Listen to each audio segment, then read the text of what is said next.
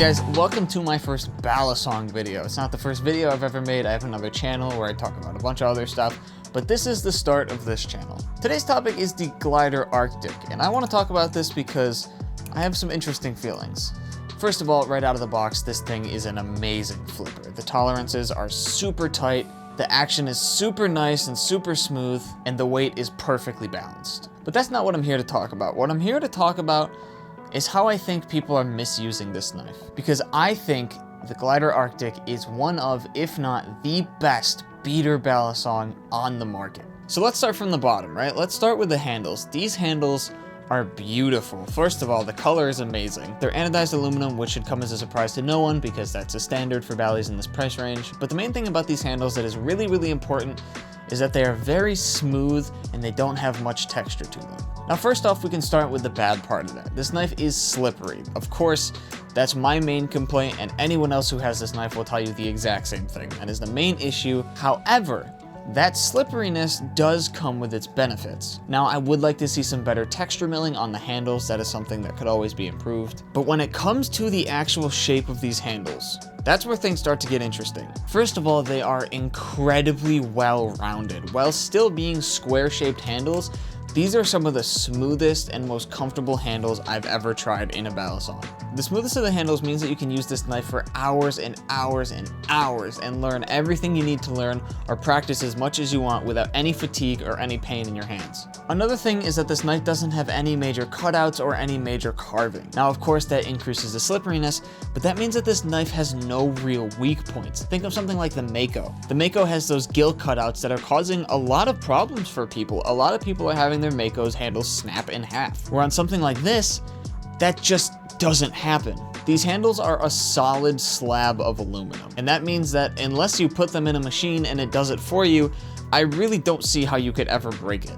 But let's move up. Let's talk about this blade here. This blade has something that is very, very important, and that is that every corner, every edge on this blade is beautifully rounded. It might not sound like an important thing, but comparing this knife to something like a squid trainer, which my good friend has, it's night and day. You can tell immediately. On something like the squid trainer, which has the unrounded edges on the blade, I could feel myself getting pinched and getting nicked even when I'm holding the safe handle. On balisongs with unrounded blade edges, it's just sharp even though it's not supposed to be, and it's honestly really annoying to flip sometimes. But when you take something like the Arctic, which has rounded edges all the way around and is super smooth, it's just a dream. You can do anything, you can grab this thing any way you want, and you should still be very careful of the bite handle if you transition to live blades, obviously. But when it comes to the safe handle and just learning in general, you're not gonna get pinched in ways that you don't expect. It's smooth and it's super comfortable to use for hours at a time. Top of that, the blade is 440C hardened steel, which is very, very nice for more ways than you'd probably expect. One big reason is that the blade won't bend on you when you drop it, super important obviously,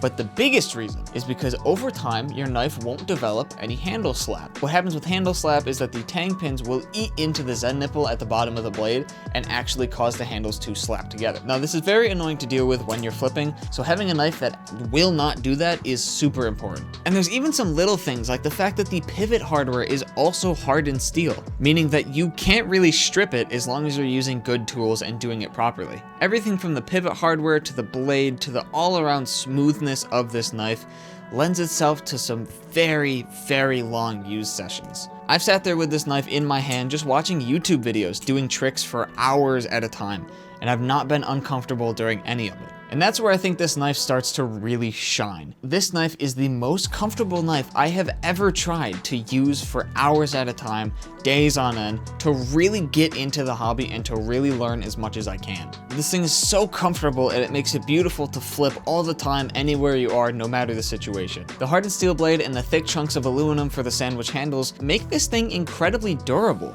You can drop this thing all you want and it's not going to break on you, it's not going to bend, none of that even comes close to happening. I learned everything I know on this thing. From the basic opening to basic aerials to Z-chokers and choker fans, I learned everything I know flipping only this knife, and I only flipped over tile and concrete. My room is in the basement, which is completely tile, so this thing has hit the solid ground more times than any balisong probably should, and it still flips about 95% as good as it did on day one. I have some minor binding issues every once in a while, but for some reason, after flipping it for a little bit longer, they just seem to sort themselves out. I don't know how that works, but it for some reason does. But the tolerances have stayed beautiful. As long as the pivots are tightened down properly, there's no play, barely any tap, it's very rare, and nothing like handle slap or any of the other major issues that come with time. This thing has survived a world of abuse, and I have a good feeling it's gonna survive a whole lot more. So overall, who would I recommend this knife to?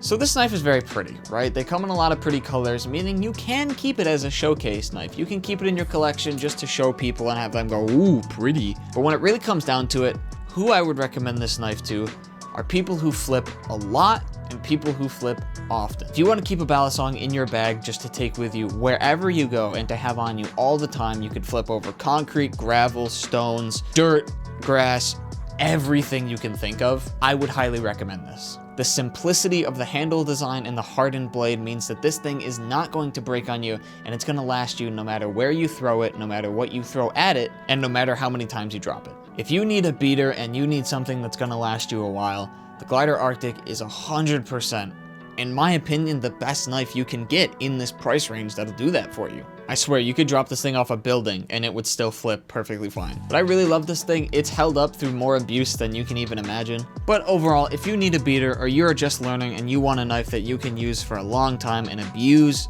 to your heart's content, definitely go with the Glidr Arctic. Thank you so much for watching. There's more videos to come, and if you like tech or PC gaming, make sure to check out my main channel where I upload videos just like this on various PC gaming peripherals. Again, thank you for watching, and I will talk to you all very soon.